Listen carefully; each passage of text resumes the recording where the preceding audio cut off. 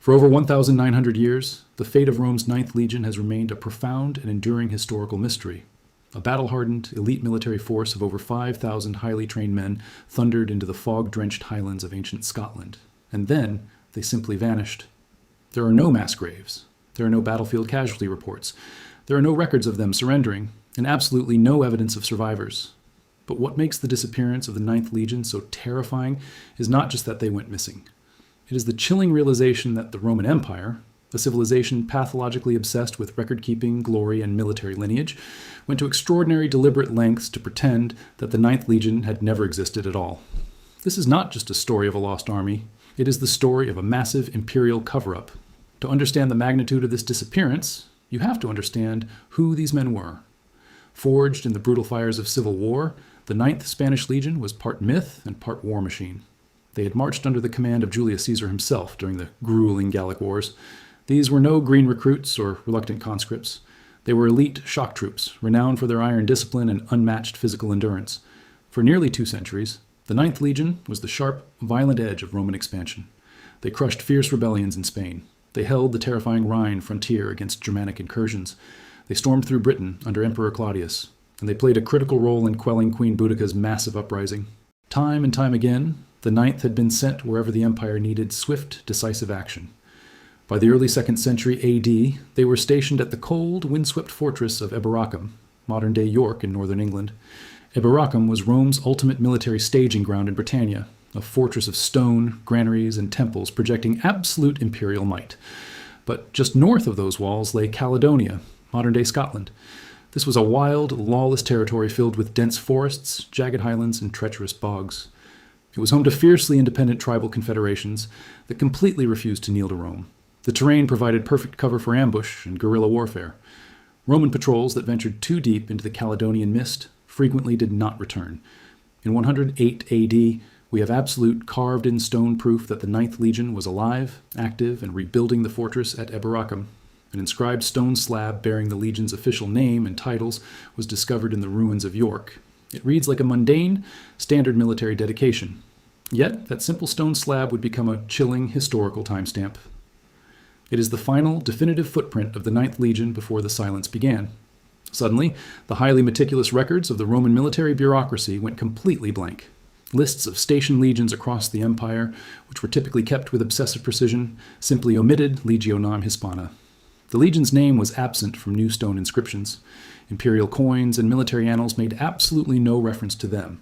It was as if a giant eraser had been taken to the very fabric of the empire. For over a century, modern historians embraced a terrifying narrative to explain this silence. The legend claimed that sometime around 117 AD, the Ninth Legion marched into the Scottish mists to crush a rebellion, and they were completely annihilated by painted Highland warriors. The psychological shock of losing an entire elite legion to a disorganized confederation of tribesmen would have been a political disaster for the newly crowned Emperor Hadrian. Admitting that native tribes had completely wiped out his best troops would have shattered the illusion of Roman invincibility. So, according to the legend, Hadrian covered it up. He erased the legion from history. And instead of sending new armies north to avenge the fallen, he traveled to Britain and gave a completely different order. He ordered his men to stop marching, to dig trenches, and to build a massive 73-mile barricade. Hadrian's Wall. Viewed through the lens of the vanished Ninth, the wall was not a symbol of power. It was the physical manifestation of Roman fear. Hadrian understood exactly what monsters had swallowed his elite legion, and the wall was his way of ensuring they could never march south. There is just one massive problem with this legend. Modern science and archaeology have finally proven that it is almost entirely wrong. The mystery of the lost Ninth Legion has finally been solved, and the undeniable truth was not buried in the freezing bogs of Scotland. It was hiding hundreds of miles away on the mainland of Europe. The breakthrough came when researchers began digging at an ancient Roman fortress known as Noviomagus, located in modern-day Nijmegen in the Netherlands. Deep in the soil, they uncovered a series of ancient, baked clay roof tiles. When archaeologists brushed away the dirt, they stared at the official military stamps pressed firmly into the clay. The stamps read, Leg IX Hisp, the Ninth Spanish Legion. But it wasn't just the name that shattered the Scottish legend, it was the date. Using precise archaeological dating methods, researchers confirmed that these tiles were manufactured between 120 and 130 AD. This was mathematically impossible under the old theory. The Ninth Legion could not have been manufacturing military roof tiles in the Netherlands a decade after they were supposedly annihilated in Scotland. Dead men do not build fortresses. The evidence didn't stop there. Archaeologists in Nijmegen also uncovered a bronze pendant specifically belonging to the Ninth Legion, further cementing their physical presence on the European continent long after their supposed disappearance. But the final fatal blow to the Scottish massacre myth came from the Roman archives themselves. If an entire legion is wiped out in battle, its commanding officers die with it, or return in absolute disgrace. But historians analyzing Roman career records found the name of Lucius Aemilius Carus. Carus was a highly documented senior-ranking officer of the Ninth Legion, yet historical records prove that in the 140s AD, decades after the Ninth supposedly vanished in Britain, Lucius Aemilius Carus was alive, well, and actively serving as the Roman governor of Arabia. The commanders of the Ninth Legion hadn't been slaughtered by Highlanders, they had been promoted. When you combine the stamped clay tiles in the Netherlands with the undeniable career records of its surviving officers, the true fate of the Ninth Legion finally steps out of the shadows. They didn't vanish into the mist. They were transferred. Emperor Hadrian didn't build his famous wall out of terrified panic over a slaughtered army. He built it because Rome was restructuring its global military strategy.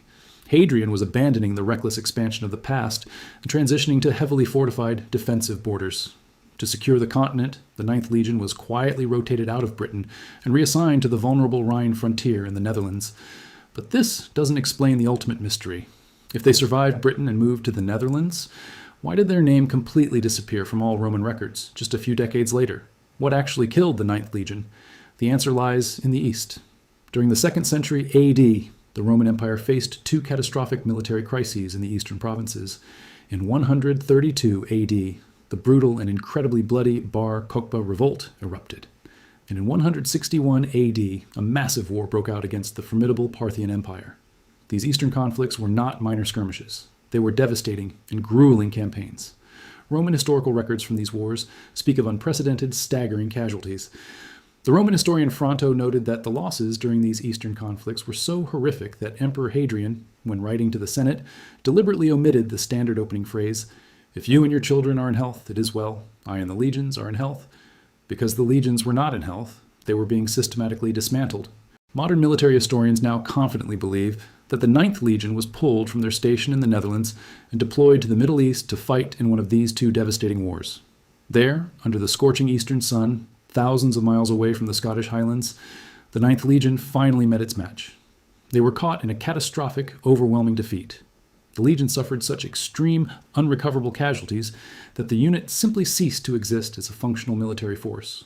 When a Roman legion was utterly destroyed, the Empire did not celebrate its failure.